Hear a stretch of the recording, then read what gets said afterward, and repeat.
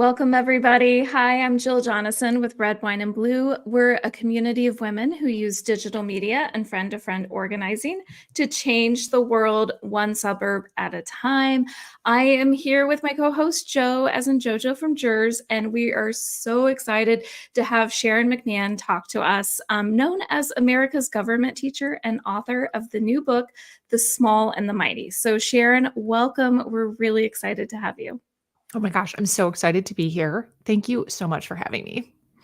Yeah, so my first question for you, and like I said, I have the book here. It is gorgeous. There is something about this image that gives me like an emotional Mhm. response to it. I saw a beautiful display in Barnes and Noble Mhm. recently of a stack of your books, and I don't know, it's like the stripes and the stars and the young woman looking up. It Mhm. just I gravitate to that and it just creates some sort of emotional response. So I Yeah. just want to start there. Like, how did you choose that and how is that related to the stories that you're telling? Mm. Thank you. I love the cover and the journey to get to that cover. It's a saga. We went through dozens and dozens and dozens of covers over a period of many months, like almost a year. And I kept just saying, like, this, what is happening? This is not it. Like they kept bringing me covers that had like log cabins on them and like weapons. There was a whole series of covers that had like Civil War, Revolutionary War weaponry. I'm like, what about this manuscript says, but bring on the weapons? You know what I mean? Like, we don't need cannons and spears and shields and muskets. So the journey to this cover was, like I said, was long. And when we finally landed on this concept of a figure that had some aspect of the flag, like where a figure is sort of superimposed over kind of an antique looking flag that it has motion in it. It's not just a static red, white, and blue flag. It's rippling. We then went through various iterations of this figure, and I wanted her to be looking up into the stars. They had originally had her facing the other direction, and she had the stripes over her face, and it actually kind of looked like she was wearing a red um what do you call it? Thing over your eyes, like not a bandana, but like Or blindfold? a blindfold. Yes, it Yeah. looked the way that it was laying, it looked like she was wearing a blindfold, and that Mm. has a really different subtextual message than Yeah. somebody looking up into the stars. I also wanted her to be from any time, right? Like, people still wear their hair in buns today, and women have been wearing their hair in that style throughout all, since human existence, probably. I wanted her to be anyone from anywhere. And I really think she is. Like, I think you can see some aspect of yourself in her. Mm. It is very evocative. What was the Mhm. impetus for the book? I mean, I saw your interview, part of your interview with Ken Burns, where you're like, there are enough books about George Washington. We need more books about George Washington. But what was the impetus for you telling these small and mighty stories? Mm. Yeah, I've been doing this kind of work on Instagram and in various formats and different writing formats for a long time. And I just keep hearing from people in my community over and over that these are the stories that they've never heard, not the presidents, but the telephone operators, not the men with weirdly shaped rocket ships blasting off into space. Um, but but the school teachers, these are the kinds of stories that have been either intentionally hidden from the history books or have just been forgotten about by the fact that women and marginalized groups have just historically been excluded from the narrative. So these are the stories that I gravitate towards. I love hearing stories like this, but people who really did something consequential without access to the traditional levers of power, like without access to the elected official jobs and the piles of cash, but who Mm. changed the course of history anyway by just putting one foot in front of the other and continuing to do the next needed thing. I just feel like these are the stories we need right now. Yeah, absolutely. And so as a mom of teenagers myself, I'm really curious of when you were in the classroom, if when you told these stories to your students, were these the ones that you felt like they gravitated towards? Were they Hmm. surprised by some of these things? Yeah, most of these are not stories that I would have ever, mentioned in a classroom just because of the nature of the way curriculum works, and Yeah. the fact that we don't really have time to do these things often in the classroom. There's already too much to teach. But yes, these are the stories I like to hear about. And I know that like people love things that are um, unknown, hidden, and also people love to feel like there's like an element of hope or relatability of like, that is such a Mhm. good story. I love knowing that story. We're bombarded with bad news, right? We're bombarded with like, and 25 more people died today. That's like an endless news cycle of all of the terrible things that are happening in the world. But we're rarely surrounded. The algorithm rarely pushes out stories that are of people who just experienced incredible suffering and then turned that suffering into something worthwhile. So yeah, these are the stories that if I could go back and redo it, maybe that I would spend more time trying to build into a curriculum. Yeah. I think that that message, though, is so important, especially right now, because people can tend to feel sort of disconnected or hopeless, or like Mm, their vote doesn't matter, their voice doesn't matter, they disengage. That I'm sure you've heard a lot of that over the years mhm, in what you mhm. do. But what you do is so fascinating to me because obviously this is a centerpiece of your life, at least this version of your life Yeah, now, where yeah. government and civics and teaching about these things and educating on a level that is accessible and understandable to people is something you're compelled to do. And Mm, because Jill and I had an interview recently where we talked about the underfunding of this type of yeah. this part of education, the massive Mm, underfunding of civics and mhm. government, social studies, et cetera, versus other STEM stuff. But Yes. you are out there explaining these things, writing about these things, compelled to do that. I would like if you could speak to what the value is in terms of that education, but also like making it exciting, fun, accessible the way that you do. Mm. Mm. Yeah, I'm sure you guys found in your research that we spend about 5 cents per student on civics education. Yeah. And it's, when you compare that to what we're spending on other important topics, of course, STEM is important, but the Mhm. chronic underfunding and the chronic lack of focus on Yeah. this type of education, I think we are seeing the fruits of that every day, right? Like this Mhm. is what happens when for 30 years you de-emphasize civics education and history education. We now have a rampant misinformation problem. Mhm. We now have people who are taking real world actions on that rampant misinformation, and sometimes those real world actions are violent. Sometimes Mhm. those real world actions actively cause harm to other children in schools. They cause harm to their communities. So this is not just a like, oh, they just never taught me that. That's too bad. I'll have to learn it as a grown up. It's more insidious than that. Right. When Mhm. you grow up without a solid working knowledge of how government actually works, it is easy to fall prey to conspiracy theories Mhm. that would lead you to believe that the moon is made of green cheese or like whatever the conspiracy theory du jour is. It's if you don't understand how something works, it's easy to fall for something that sounds plausible, said by somebody in an authoritative voice, right? There's so many Mhm. people who are confidently wrong on the internet, and you like them as a person, or they sell the right crypto, or you know what I mean? And they sound really believable. And it's very easy to just be like, well, I mean, if that person thinks it, that sounds right to me. That sounds right to me. The human mind will reach for an explanation that jives with their viewpoint of the world, even if that explanation is totally wrong. So this is we're now reaping the harvest of what we have sown. And then the good news is that there are a lot of people who want to see a change in that. There's a lot of people Mhm. who are now sort of waking up to becoming engaged in these topics that weren't 20 or 30 years ago. And I'm sure you guys hear this all the time, especially from like adult women Yeah. who like are in their 30s, 40s, 50s who are like, was not paying attention in the one semester of civics I had in high school. Mhm. Um, I have just kind of like gone along with the status quo forever. Maybe I voted, but I was never involved. I hear from those kind of people all of the time where they're like, this has changed my life. And I Mhm. feel more sort of like empowered or um, like, I feel like I have the courage to act in Mm. ways that I didn't before. And I love hearing that. I love knowing that people are sort of like waking up and caring about these issues.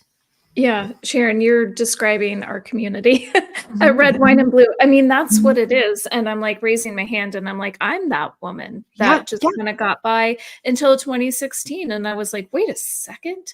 What just Mhm, happened? What did I mhm, miss? What didn't I know?" And so, I'm thinking, how you were talking about how the lack of civics and how government works is taught in the schools. Do you think that's by design? mm.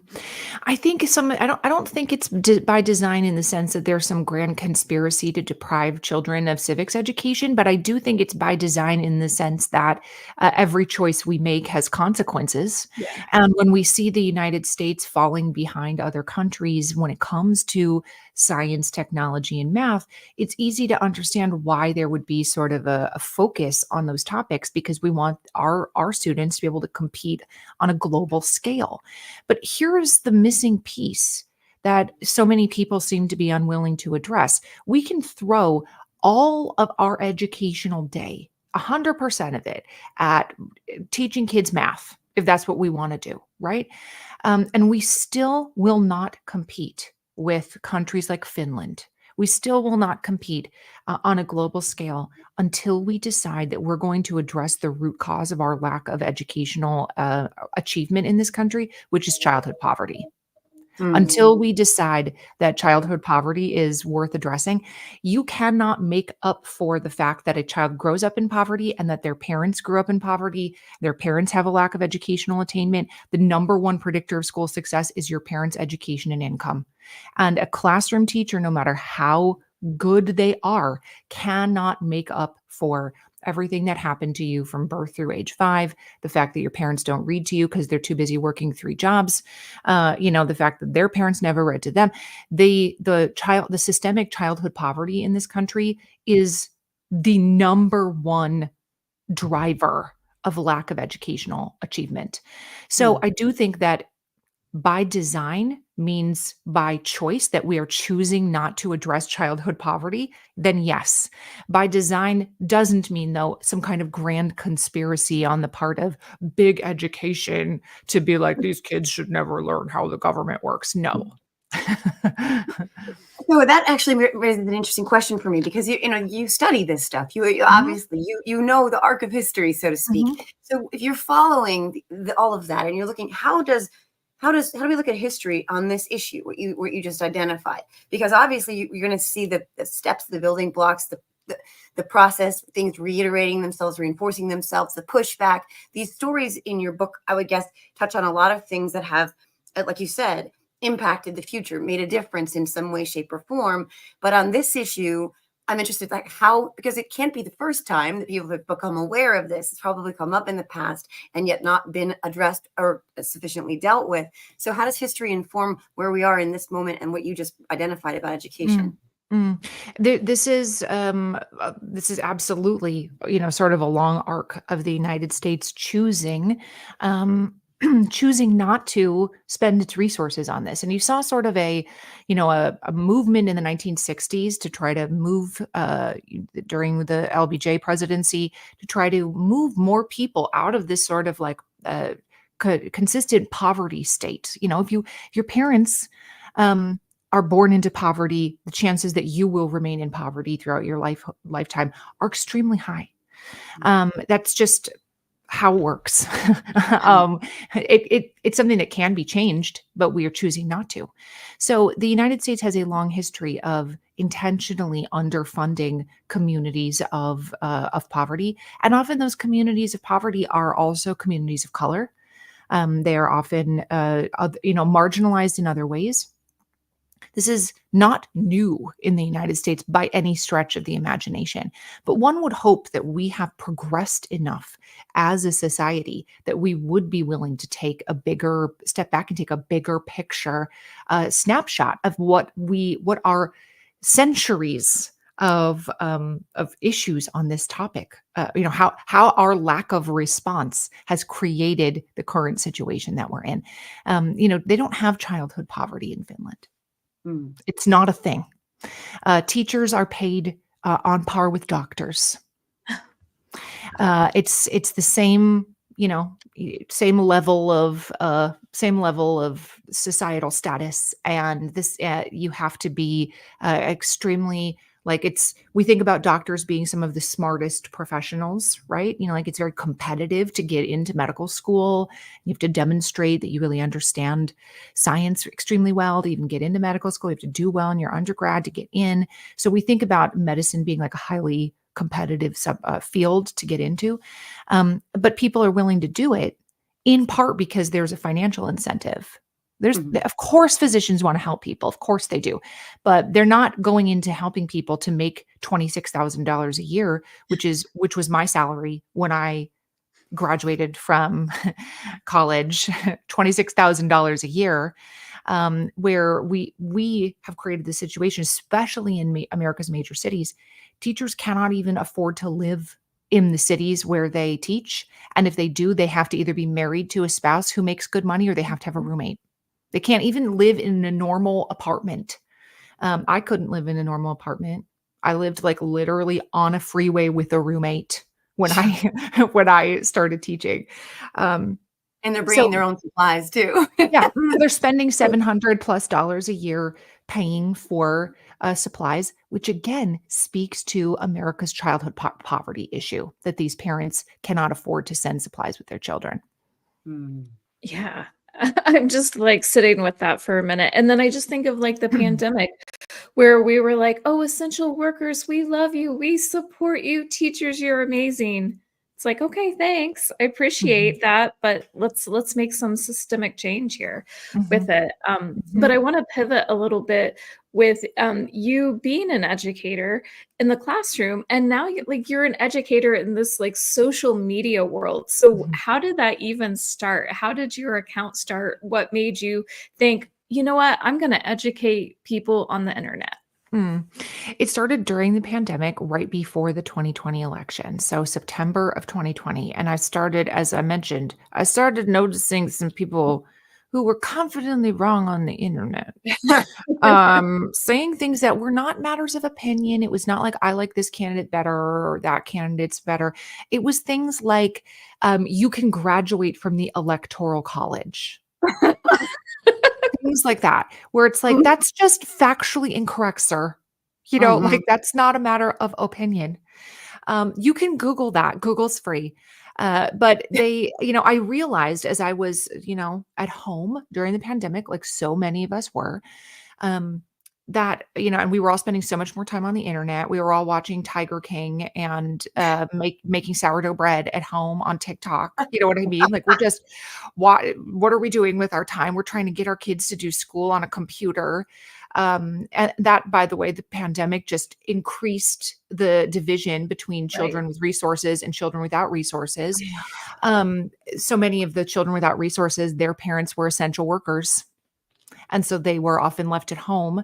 Anyway, that's a rant for a different day. But there was this one sort of specific moment where I noticed, somebody that I refer to as like a Chad in the comments on Facebook, one of my friends' Facebook posts saying things about how when you go to the Electoral College, and I was like, but that's dumb. Why are you saying that? Like, who are you? And he was saying it so authoritatively. And I went over to his profile and he had made a bunch of videos where he's like in his car. He's telling it how it is. He's telling it how it is about the Electoral College.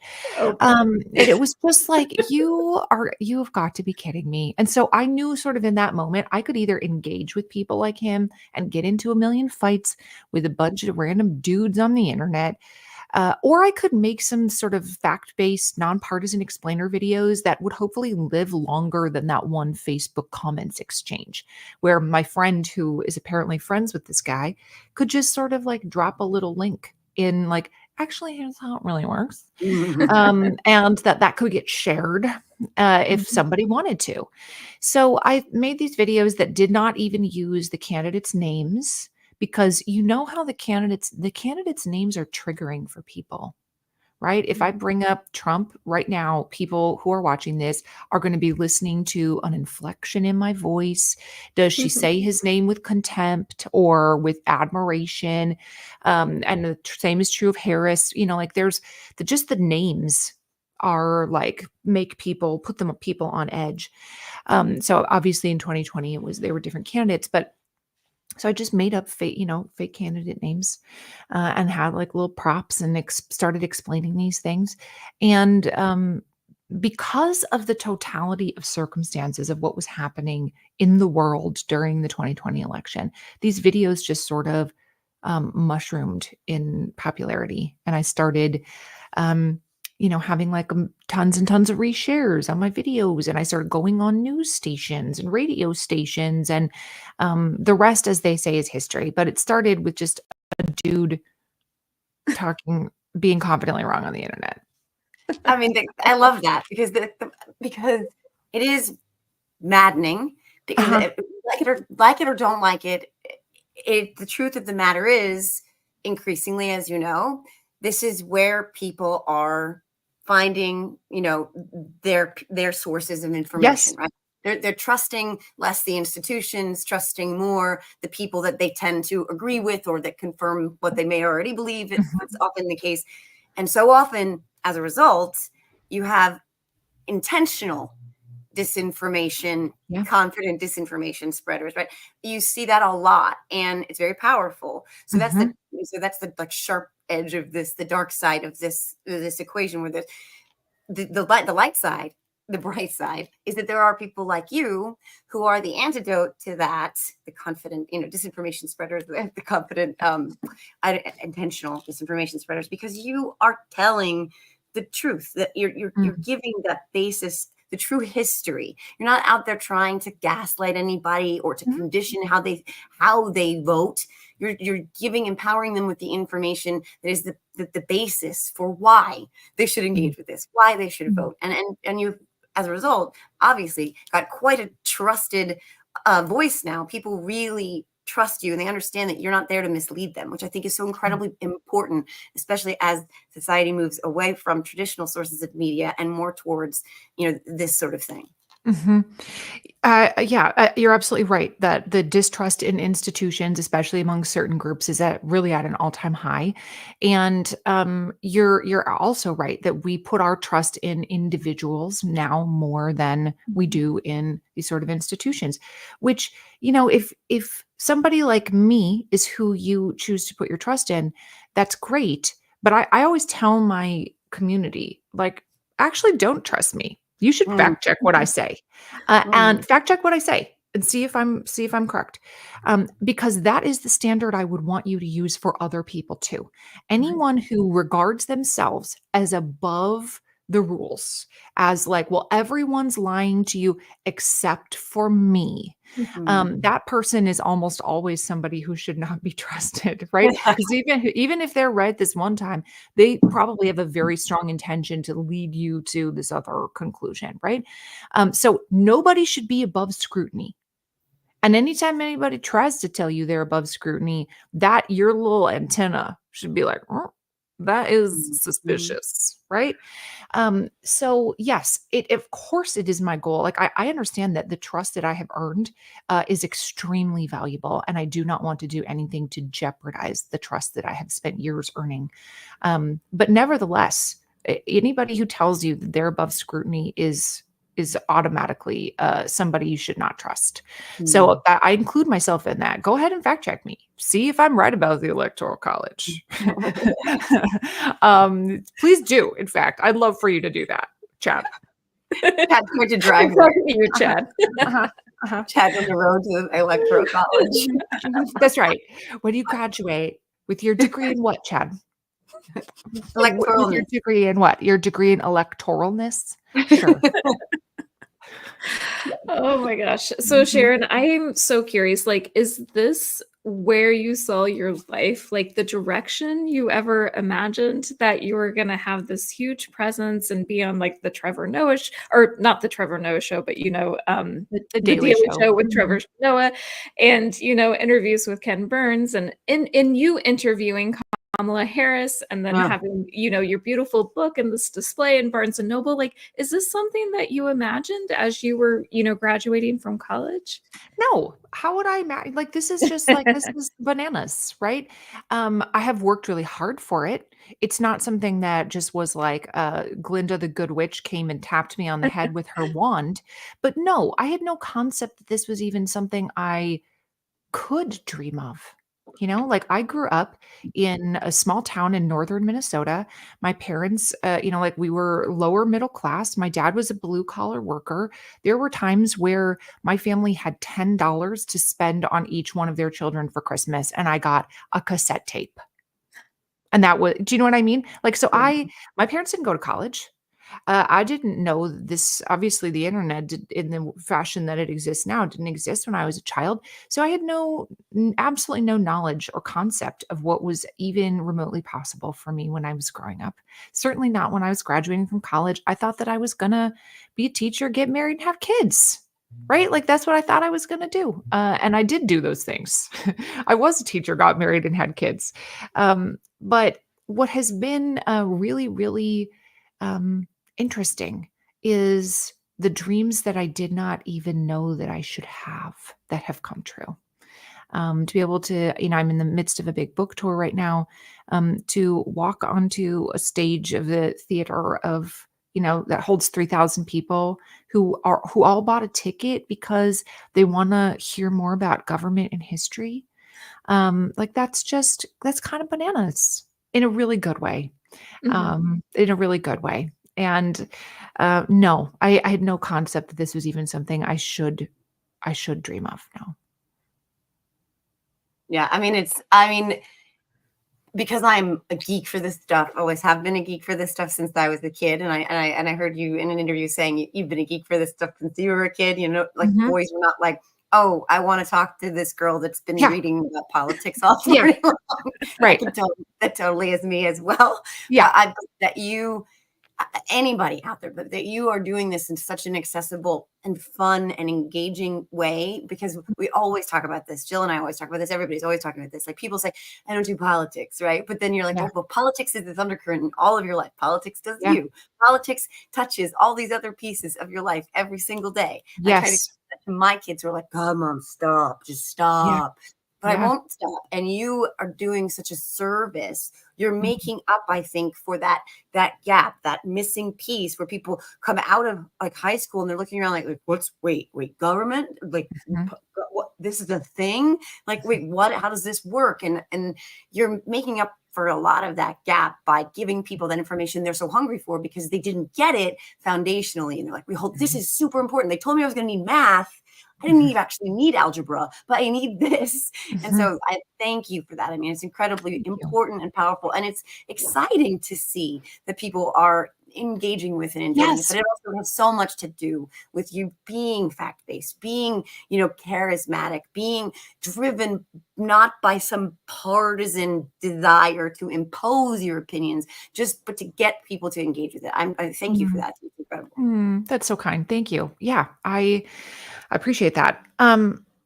It is, yes. Growing up, I was never the cool kid. I'm still not the cool kid, right? Like, I'm still, nobody invites me to the VMAs, right? Like, I'm still not cool. And you know what? Like, guess what? Almost everybody grows up to work for people who weren't cool in 7th grade.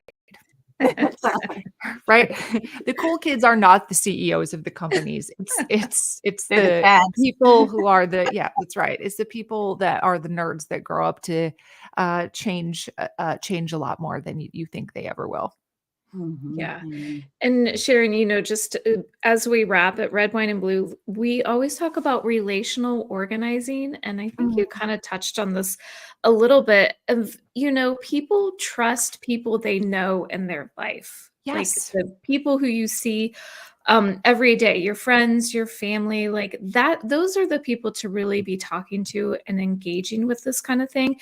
Do you have any advice? I'm always asking for me personally, honestly, from everybody, like, how do you approach that subject? Like when you're talking to, somebody in your life, like, hey, have you seen that this is happening? Or what's your strategy? Yeah, I think you're so right that we actually have a tremendous amount of influence over the people in our immediate orbits. How many times have you bought some gadget or tried some restaurant because your friend told you you should? Yeah. That especially women love to have recommendations from their friends. That's we're hardwired to trust our friends' judgment on things. So I totally agree with you that that's an incredibly powerful way to network or way to spread a message. It's just to the 10 people you're closest to or the 20 people in your orbit. So I know you guys talk about this a lot. So I'll give you one other little thing that maybe somebody who is like a professional who might think about that's maybe outside of the normal, like talk to your friends about voting type situation, which is that studies show that when you have a workplace that highly values voting, and you assign somebody in a workplace to provide a nonpartisan voting information, not about like, well, ABC company thinks you should vote for Bob, but where you are prominently posting posters showing where and how to get voting information. When people are given paid time off, not optional, where it's like, nope, we are closing for 3 hours on election day. We're going home at 2 so that everybody can go vote. When these very small, inexpensive uh, ideas are implemented in the workplace, you can increase voter participation and awareness and participation in democracy by a very significant amount. So, I would just like to offer an encouragement to everybody who is, like working in corporate America or working at a school or whatever. I understand it's hard to close schools. I get that. But just think about your sphere of influence is not just your friends from second grade. It's not just your sister. It's also the people that you work with. And you can talk about these things in a way that is not excessively partisan, that does not lead to these giant fights at work. I understand that work culture is, we're not going to sit here and nitpick about different candidates at work. But yet, when a workplace values participation in democracy, even just by providing voting information at work, you can be that person. You can be that person that goes to your boss who is like, I would like to, here's my proposal. We're coming up on the deadline for voter registration in this state. I would like to send an email saying, here's how to register to vote if you have not yet done so. And make sure that you have buy-in from your higher ups so you don't get your hand slapped, obviously, and you can certainly get your emails approved and your whatever. But you know what I'm saying? Offering that kind of influence in a workplace that changes workplace culture, I think that's a really sort of untapped but really powerful way to get people to sort of open their eyes a little bit to some of these important topics. Mhm. Yeah, absolutely. It's like it shows you what you value, Mhm. If people are given time off and talked about this, if civics and government is taught in school, it's like it's like showing the value there. So I Mhm. really Mhm. appreciate that. Mhm. Joe, I don't know, do you have anything else before we No, end? I just again, thank you so much for being out there talking about this, making it fun and interesting, Mhm. and also Mhm. super informative. But I am less inclined sometimes, as people know, to being less objective as you. So I will say, like, I think that I appreciate that you are trying to make sure that it's the big, big, big tent. You know Mhm. what I mean? Mhm. To bring everyone in, and so no one feels like I don't belong in there. This is not my space, because it is, and I think that it's important that you validate that for them. Mhm. Mhm. Thank you. Thank you. Thank you. Yeah. Yeah. Well, thank you for your time. Thank you, everybody. Be sure to get Sharon's book, The Small and the Mighty. Mhm. And then also check us out at redwine.blue. We will help you find your community, we'll help educate you. Basically, we'll help you feel less alone because you're not alone. So we're Mhm. in this together. So thank you, everybody. Thank you.